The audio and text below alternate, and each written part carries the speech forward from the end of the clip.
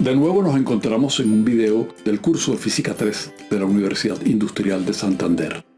La naturaleza de la luz ha sido enigmática a la mirada de la ciencia. En 1678 Christian Huygens presenta en París su Tratado de la Luz, en donde demuestra que algunos fenómenos como reflexión, refracción y difracción pueden ser explicados suponiendo que la luz es una onda. Comienzos del siglo siguiente. Corpúsculos fue la palabra que usó Newton para referirse a la materia que formaba la luz. En su óptica, Newton establece que la luz está formada por partículas.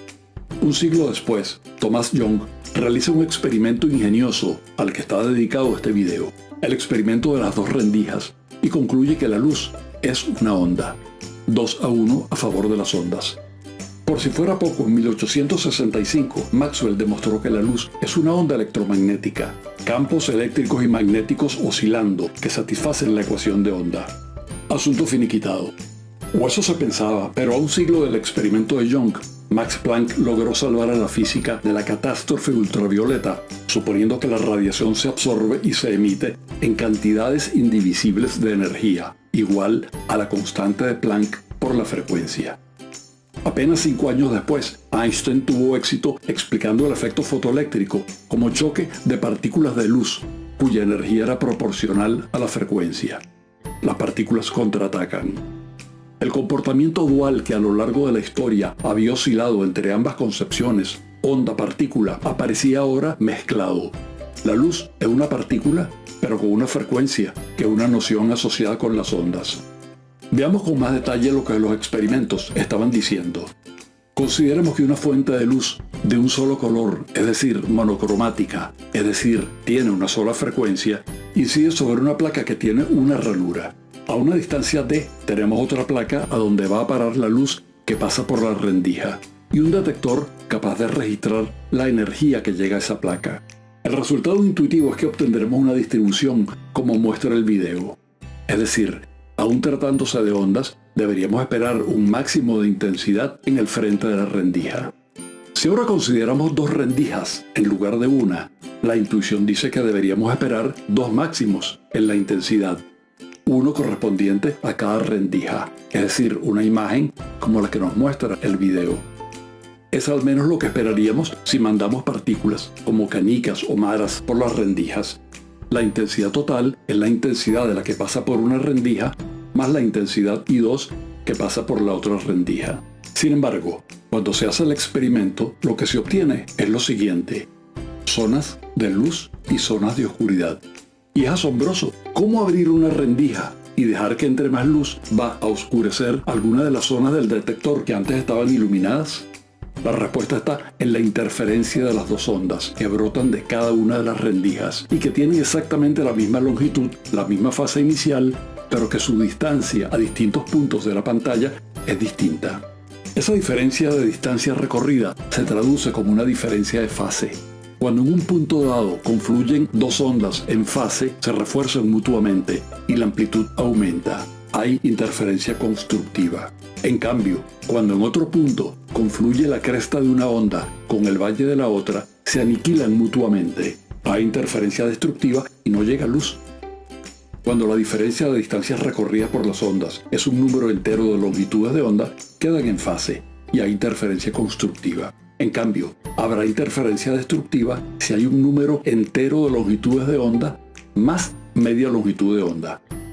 Si llamamos delta L la diferencia de longitudes de un punto de la pantalla a cada una de las rendijas, entonces habrá zonas brillantes cuando delta L sea n por lambda, donde n es un número natural.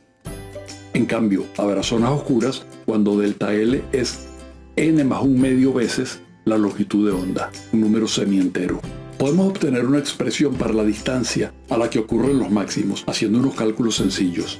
Llamemos d pequeña la distancia entre las rendijas. Entonces, de la geometría del problema podemos ver que la diferencia de caminos es la distancia d por el seno del ángulo θ.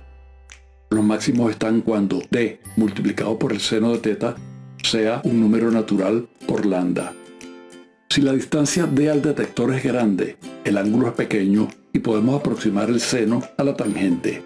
de modo que la tangente del ángulo θ es y entre d mayúscula, de modo que los distintos máximos están en y sub n igual a d mayúscula sobre d minúscula multiplicado por n veces la longitud de onda. El primer máximo está en y igual a 0, frente a ambas rendijas. El segundo máximo, cuando n vale 1, y es y1 igual a d mayúscula entre d minúscula multiplicado por la longitud de onda. Esta configuración puede usarse para calcular longitudes de onda, que suelen ser magnitudes muy pequeñas, midiendo distancias más grandes como d minúscula y d mayúscula. En términos de la descripción de ondas de luz como ondas electromagnéticas, el análisis es así. Sabemos que la intensidad de una onda es proporcional a su amplitud al cuadrado. En el caso de ondas electromagnéticas, la intensidad es proporcional al cuadrado del campo eléctrico. Cuando ambas rendijas están abiertas y confluyen las ondas, el campo eléctrico resultante es el vector E1 más el vector E2, de tal forma que la intensidad es E1 más E2 elevado al cuadrado. Y este producto es igual al módulo del primer vector al cuadrado más el módulo del segundo más el doble producto de E1 por E2. Los módulos todos son iguales. Si llamamos a alfa el ángulo entre ellos, la intensidad resultante es 2 veces el módulo del campo eléctrico al cuadrado más 2 veces el módulo del campo eléctrico al cuadrado por el coseno de alfa. Cuando llegan en fase, alfa vale 0 y la intensidad resultante es 4 veces la de uno solo, 4 por e al cuadrado. En cambio, cuando llegan en contrafase, alfa vale pi y la intensidad resultante es 0. Todo bien, pero cuando empezamos a entender la luz como un flujo de fotones, la explicación se torna imprecisa, porque la onda es una entidad continua, está llegando todo el tiempo. En cambio, un fotón llega al detector y podemos registrar su llegada. Hay un clic, signo inequívoco de la llegada de una partícula.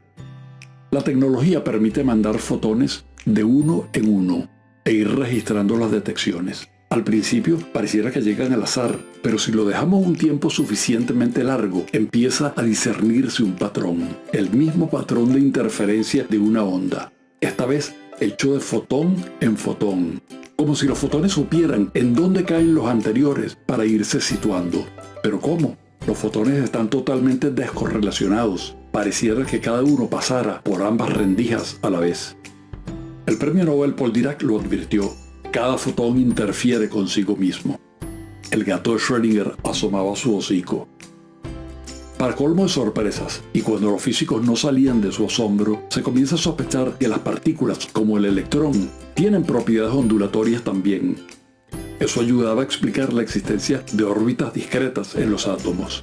Louis de Broglie aventuró la hipótesis de que el electrón tiene una longitud de onda dada por la constante de Planck dividido entre su cantidad de movimiento. Si el electrón tiene propiedades ondulatorias, deben poderse mostrar en el laboratorio. En efecto, el experimento de las dos rendijas mostraba que un bombardeo de electrones a la placa de las dos rendijas conduce a un patrón de interferencia similar al de los fotones. Más aún, si se disparan electrones a la placa de uno en uno, al cabo de cierto tiempo empieza a configurarse el patrón de interferencia. Incluso se ha diseñado el experimento con átomos completos y hasta con moléculas. La esquizofrenia onda-partícula no es exclusiva de la luz. La materia también la exhibe. El fotón es un campo electromagnético oscilando. ¿Pero qué significaba la onda del electrón sugerida por de Broglie? ¿Qué ecuación la describe? Hacia el primer cuarto del siglo XX, Schrödinger descubrió o inventó la famosa ecuación que rige el comportamiento de las partículas del mundo subatómico, al menos cuando sus velocidades son pequeñas comparadas con la de la luz. Y algo así como el cuadrado de esa onda en una región da la probabilidad de que el electrón se encuentre en esa región.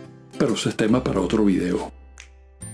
Los puntos de vista de Newton y de Huygens tal vez no eran tan irreconciliables. La confrontación histórica partícula versus onda era una metáfora de la síntesis que habría de llegar en el siglo XX con el advenimiento de la física cuántica. El experimento de las dos rendijas en sus diversas versiones nos revela que la naturaleza de la realidad física puede ser muy diferente a la de nuestra intuición. Y Thomas Young no lo sabía, pero su experimento apuntaba al centro mismo de una teoría de la física del siglo XX. Para decirlo en las palabras de Feynman, Se trata de examinar un fenómeno que es imposible, absolutamente imposible, de explicar de cualquier forma clásica, y que tiene en él el corazón de la mecánica cuántica. En realidad, contiene el único misterio. No podemos hacer que el misterio desaparezca explicando cómo funciona. Solo le diremos cómo funciona. Richard Feynman. Nos veremos en el próximo video.